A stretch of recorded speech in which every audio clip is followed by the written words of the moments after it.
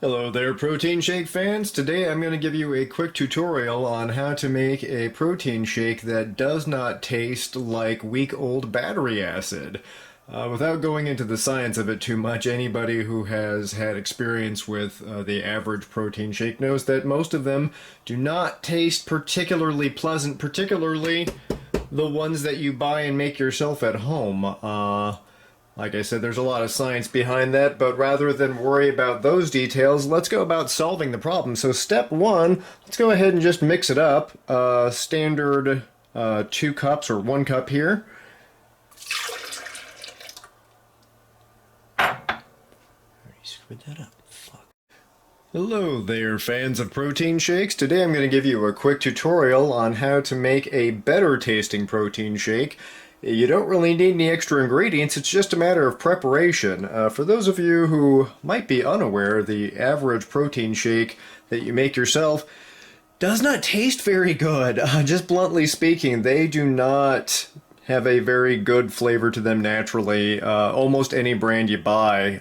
It's just something about the nature of the beast right now, they can't do it. This is taking way too fucking long. Hello there, fans of protein shakes. Today I'm going to give you a quick tutorial on how to make a better tasting protein shake. You don't need any extra ingredients, you just need a different method of preparation. Most people who have tried an at-home do-it-yourself protein shake know that most of them do not taste particularly great. They suggest putting them in one of those shaker devices or just stirring them up with the... Hi and hello there, protein shake fans. Today I'm going to give you a very quick tutorial on how to make a better tasting protein shake. For those of you who have tried the DIY protein shake approach, you might have noticed that most of them taste terrible and it doesn't seem to matter which brand you buy. I am not going to bother you with all of the boring science behind that, or maybe it's interesting science depending on who you are, but I will tell you how to fix the problem without any extra ingredients. The key thing is preparation. Almost all of these companies will tell you to either mix it up in a shaker device or just use a spoon. That's inadequate. What you really need is a blender, and let me show you real quick what to do. You just add, I use 2 cups of milk.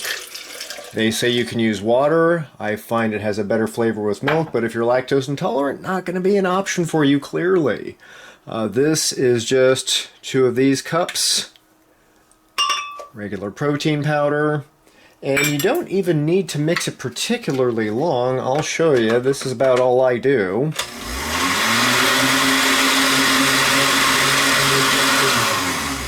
And that's it. The crucial step is putting it in the freezer. So I'm going to take this. As you can see, it's very liquidy right now. I'm going to put it in the freezer for a couple of minutes. I suggest about 10 minutes a pop, and then we're going to check on the progress. Alright, so here we are, about 10 minutes later. The shake is still pretty fluid. Secret tip number 2. I'm just going to pop it on here and mix it up real quick.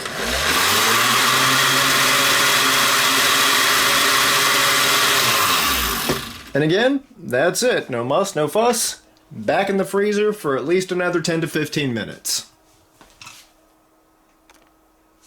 And 10 to 15 minutes later, we have something that still is mostly liquid, but you can see some iciness building up on the sides.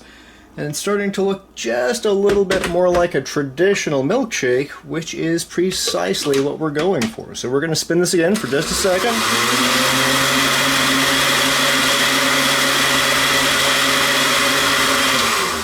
And that's pretty much all you need to do. Sometimes I like to take a butter knife and scrape some of the ice off the sides, but really not necessary till the very end, and pop it back in the freezer for another 10 to 15 minutes.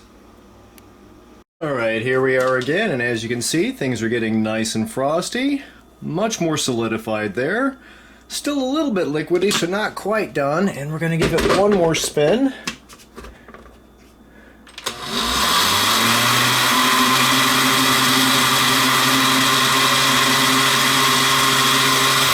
And that should be all we need. And the reason why we keep doing this in between is simply to keep this from turning into ice at the bottom, because when it does, it locks up the little rotor blades. So it's good to blend this every 10 to 15 minutes at least to keep it liquidy enough to keep blending it, but that's pretty much all you need to do.